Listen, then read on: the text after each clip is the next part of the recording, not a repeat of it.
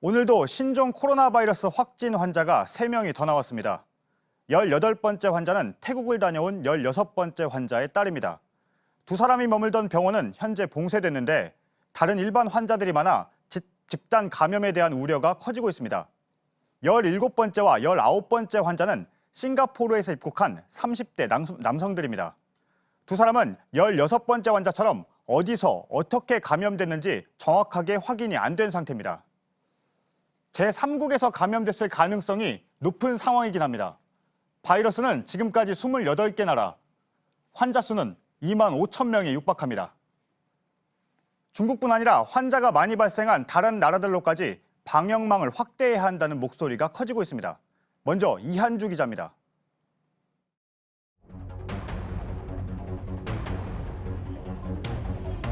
네 명의 공통점은 최근 중국에 다녀온 적이 없다는 겁니다. 특히 16번과 17번, 19번 확진자는 국내 감염인지 국외 감염인지 불확실합니다. 잠복기로 따지면 태국에 있었을 때 감염됐을 가능성이 있고 또 국제공항이나 이런 데를 통해서 감염됐을 수도 있기 때문에 보건당국도 조심스러운 입장이지만 제3국에서 감염됐을 가능성에 무게를 두고 있습니다. 사실상 검역 감시망 바뀝니다. 태국과 싱가포르, 일본은 신종 코로나 발병 이후 봉쇄 조치가 내려지기 전까지 우한 사람들이 즐겨 찾은 나라들입니다. 중국의 감염자 수도 가장 많이 몰려 있습니다. 중국뿐 아니라 주변 국가에서 오는 감염을 우려하는 목소리도 커졌습니다. 정부는 중국의 나라에 대해 방역망을 넓히는 방안을 검토하고 있습니다. JTBC 이한주입니다. 싱가포르에서 입국한 17번째 확진 환자가 어떻게 움직였는지도 확인이 되고 있습니다. 공항철도를 이용해 인천공항에서 서울역으로 이동한 후에 주로 택시를 타고 병원과 약국 등을 들렀습니다. 성화선 기자입니다. 아직 낮 시간인데 서울역 푸드코트에 불이 꺼집니다. 안전요원들이 사람들의 출입을 막습니다. 17번째 확진자가 이곳의 순두부 가게에서 식사를 한 사실이 확인됐기 때문입니다. 17번째 확진자는 지난달 24일 인천공항에 도착했습니다. 이후 공항철도를 타고 서울역으로 이동해 순두부 가게를 찾은 겁니다. 이후 알려진 동선은 26일 새벽 1시에 경기도 구리에 집에 도착했다는 겁니다. 서울역에서 집에 가기 전까지 이틀간의 행적은 아직 제대로 확인되지 않았습니다. 17번째 확진자는 26일부터 열이 났고 한양대 구리병원 응급실을 찾았습니다. 당시엔 단순 발열로 진단받고 돌아갔습니다. 다음 날인 27일엔 택시를 타고 삼성 서울가정의원과 같은 건물에 있는 약국을 들렀습니다. 지난 3일엔 구리 시내 서울 아산내과와 약국, 죽집, 편의점을 방문한 이후 버스를 타고 귀가했습니다. 그가 들렀던 병원 두 곳은 폐쇄됐습니다. 이후 싱가포르 세미나에 함께 참석했던 말레이시아인이 양성 판정을 받았다는 사실을 통보받았습니다. 그로부터 하루 뒤인 어제 그는 택시를 타고 한양대 구리병원 선별 진료실로 가서 확진 검사를 받았고 고향 명지병원으로 격리됐습니다. JTBC 성화선입니다. 이렇게 중국이 아닌 다른 나라를 여행한 뒤에 감염된 사례들이 나오면서 공항 검역을 강화해야 한다는 목소리가 커지고 있습니다. 인천공항에 취재 기자가 나가 있습니다. 이희정 기자, 오늘 혹시 중국에서 온 사람들 중에서 입국을 못한 사람이 있었나요? 아직까진 입국이 제한된 사람은 없습니다. 오늘 중국에서 항공기 87편을 통해서 승객 9,300명 정도가 들어왔는데요. 모두 별도 검색대와 또 전용 입국장을 거쳤습니다. 검역에는 군과 공항 직원 약 600명 정도가 투입됐는데요. 이 과정에서 열이 나거나 또 최근 후베이 성을 다녀온 걸로 확인된 사람은 없다는 설명입니다. 네, 지금 중국이 아닌 다른 나라 입국자들은 어떤 과정을 거치고 있습니까? 네, 결론부터 말씀드리면 다른 나라에서 오는 경우에는 이렇게 검역 절차가 까다롭진 않습니다. 이 열 감지 카메라로 체온 정도를 재는 수준인데요. 앞서 12번, 16번 환자가 중국이 아니라 일본과 태국을 방문했기 때문에 공항 검역망에 포착되지 않았던 겁니다. 이 때문에 중국이 아닌 다른 지역에서 올 때도 이런 검역을 좀 더 강화해야 하는 것 아니냐 이런 주장들이 나오는데요. 하지만 현실적으로는 좀 쉽지 않다는 게 정부의 설명입니다. 일단 검역 절차가 복잡해지면서 입국 시간이 길어지고 또 이 검역 절차를 감당할 인력이 현실적으로 좀 부족하다는 이유에서입니다. 중국에서 오는 사람들을 검역하는 모습도 오늘 공개가 됐다면서요? 네, 일단 비행기에서 내린 직후부터 분리가 됩니다. 이 From China라는 안내문을 든 검역 요원이 이 별도의 통로로 안내를 하는데요. 이 검역대로 가는 겁니다. 여기서 먼저 발열 체크를 하고 건강 상태 질문서와 또 특별 검역서를 따로 적어냅니다. 이 검역대에 전화기를 설치해서 한국에 머물 때 이 제대로 연락처를 기입을 했는지를 일일이 확인하는 것도 좀 눈에 띄었습니다. 승객들 반응도 좀 물어봤는데요.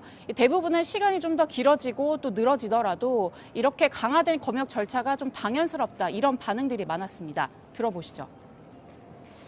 你们这边会让我们排队去检测体温，体温之后有专门的人带我们去乘坐那个轻轨一样的车，然后到这边再给我们登记，然后拨打我们的手机电话看是否是真实有效的。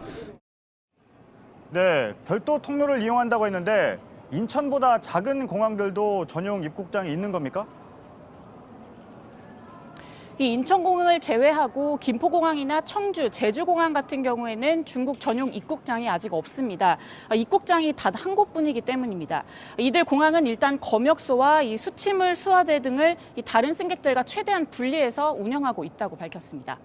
네, 인천공항에서 이희정 기자였습니다. 광주에선 병원에서 감염됐을 걸로 추정되는 환자가 처음으로 나왔습니다. 태국 여행을 다녀온 16번째 환자가 간호를 했던 딸입니다. 18번째 확진 환자입니다. 두 모녀는 지금 전남대병원에 격리됐습니다. 하지만 두 사람이 있었던 광주 21세기 병원엔 일반 환자들이 많이 있었습니다. 두 사람이 주로 머물렀던 3층의 환자들은 병원 안에 다른 곳에 격리됐습니다. 현재 이 병원은 봉쇄됐습니다. 광주 21세기 병원으로 가보겠습니다. 윤재영 기자, 병원이 봉쇄된 상태죠? 어떻게 통제가 되고 있습니까? 네, 병원은 출입이 통제되는 상황입니다. 입구에는 임시 휴진한다는 안내문이 붙었습니다. 건물에는 문이 3개인데 정문은 잠근 뒤에 밧줄과 테이프로 묶어두었습니다. 뒷문은 경찰이 지키고 있어서 허가를 받은 사람만 신분증을 검사받고 오갈 수 있는 상황입니다. 확진자나 입원 환자들을 이송할 때는 옆문을 이용했습니다. 네, 16번째 환자가 다녀간 데 이어서 18번째 환자가 이 병원에서 나왔는데 병원 안에서의 동선은 구체적으로 나왔습니까? 네, 어제 나온 16번째 환자의 가족을 검사한 결과 딸이 양성 판정을 받았고 18번째 환자가 됐습니다. 이들 모녀는 이 병원 3층에 입원해 있었는데요. 딸이 다리 인대 파열로 입원을 했고 어머니는 지난달 27일에 발열 증상으로 이 병원을 찾았습니다. 그리고 다음 날부터 지난 3일까지 전남대병원에 갈 때까지 딸과 함께 2인실 병동에 입원해 있었습니다. 딸을 간병하면서 자신도 치료를 받은 건데 이 과정에서 감염이 됐을 것이라는 추정이 나옵니다. 병원 측은 16번째 환자가 처음 병원에 방문했을 때부터 감염이 의심돼서 보건소와 1339에 문의를 했는데 중국을 다녀오지 않아서 조사 대상이 아니라는 답변을 받았다고 밝혔습니다. 네, 병원에 있던 환자나 의료진은 지금 어떻게 격리가 됐습니까? 네, 오늘 질병관리본부가 16번째 환자의 접촉자 수를 발표했는데 총 306명 가운데 272명이 이 병원에서 나왔습니다. 어젯밤부터 병원 내부엔 환자 70여 명 그리고 의료진 약 50명이 격리돼 있었는데요. 병원은 확진자들과 밀접하게 접촉한 사람들을 구분해서 격리 조치를 하고 있습니다. 일단 확진자가 입원한 3층에 머물렀던 의료진과 환자 20여 명은 병원 다른 층으로 옮겨서 격리했습니다. 3층이 아닌 곳에 입원했던 환자들은 이곳으로부터 차로 약 10분 거리에 있는 광주 소방학교 생활실 내에 1인실에 격리를 했고 퇴원시켜서 자가 격리를 하도록 한 환자들도 있습니다. 소방학교로 간 환자는 30명 정도입니다. 또 병원은 오늘 이곳에 머물던 환자와 의료진들을 대상으로 신종 코로나 바이러스 검사를 했는데 조만간 결과가 나올 것으로 보입니다. 네, 윤 기자가 오늘 계속 병원 상황을 취재를 했는데 어떤 모습들이 포착이 됐습니까? 네, 오늘 오전부터 이곳에 있었는데요. 오늘 낮 상황을 카메라에 담았습니다. 예. 병원 앞에 구급차 한 대가 서 있습니다. 다리에 깁스를 한 사람이 휠체어로 나와 구급차에 오릅니다. 18번째 확진자입니다. 오늘부터 전남대병원에서 치료를 받습니다. 보건소 직원들이 계속해서 의료기기를 싣고 옵니다. 들어가기 전엔 경찰에게 신분증을 검사받습니다.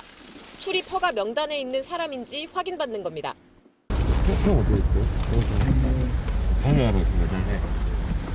명단에 없는 사람은 발길을 돌려야 합니다. 일반 환자 보호자도 찾아왔습니다. 격리 상태로 입원 중인 아버지 얼굴을 보러 온 겁니다. 창문으로 인사하자 아버지가 고개를 끄덕입니다. 교통사고로는 한 달 정도 입원하셨는데 전쟁 아니 난리가 난 것처럼. 점심시간 도시락 50인분이 도착했습니다. 어디 누구한테 줄 거예요? 환자랑 직원들을 다 좀. 이제 3층에 있던 환자들만 병원에 남고 나머지는 소방학교나 집으로 이동합니다. 환자들이 이송될 소방학교 건물입니다. 이렇게 접근 금지 테이프가 쳐졌습니다. 안쪽에선 관계자들이 의료 물품을 나릅니다. 환자들이 도착했습니다. 앞으로 2주간 이곳에서 생활하게 됩니다. 병원을 나오는 환자도 보호자도 걱정이 많습니다. 전염됐을까 하고. 그다음에 이제 또 어차피 격리되면 스트레스 못 받으니까. 결과를 보고 퇴원을 하면 좋겠다는 생각이 드는데 혹시 가족들하고 또 전파가 집에 가면 또 그럴 수 있는 위험이 있잖아요. 네, 광주 21세기 병원에서 윤재영 기자였습니다. 16번째 확진 환자의 동선도 오늘 공개가 됐습니다. 주로 사는 곳 주변이었는데 보름간 300명이 넘는 사람을 접촉했습니다. 확진 판정을 받은 딸을 제외하면 다른 가족은 특이 증상은 없지만 지역사회는 불안해하고 있습니다. 정진명 기자입니다. 광주광역시 월곡시장 주변입니다. 거리가 한산합니다. 16번, 18번 확진자의 거주지 인근입니다.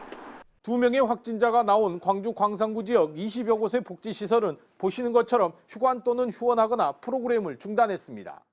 종류도 다양합니다. 어린이집과 경로당, 도서관, 복지관부터 장애인 시설, 청소년 공부방 모두 문을 닫았습니다. 시설 대부분은 16번째 확진자의 자녀가 다니는 어린이집 주변 2-3km 안입니다. 확진자가 방문한 곳은 아닙니다. 하지만 불안감에 선제 대응한 겁니다. 제 주위의 사람들도 거의 외출을 안 하고 있습니다. 확진자와 접촉이 확인된 사람은 306명. 광주 우편 집중국도 폐쇄됐습니다. 한 우체부가 설 연휴에 확진자에게 우편물을 전하면서 접촉한 게 확인됐기 때문입니다. 광주 시립예술단원 300여 명도 모두 자가격리 중입니다. 단원 중 한 명이 확진자가 입원한 21세기 병원을 다닌 게 확인되면서입니다. 오늘 확인된 16번째 확진자의 동선은 비교적 간단합니다. 지난달 25일 전남 나주 친정집을 다녀온 후 자택에 머물었고 21세기 병원과 전남대 병원을 오간 게 전부입니다. 교통수단과 중간 방문지는 아직 확인되지 않았습니다. 지역사회에서는 가짜뉴스가 돌고 있습니다. SNS 등을 통해 이 환자가 쇼핑몰, 사우나 등을 방문했다고 떠돌고 있지만 확인되지 않은 정보입니다. 누가 접촉했는지도 모르고 어디서 접촉했는지 모르니까 좀 불안하고 무섭긴 해요. 시민 불안감이 커지는 가운데 발빠른 역학조사로 정보 공개가 시급합니다. JTBC 정진명입니다.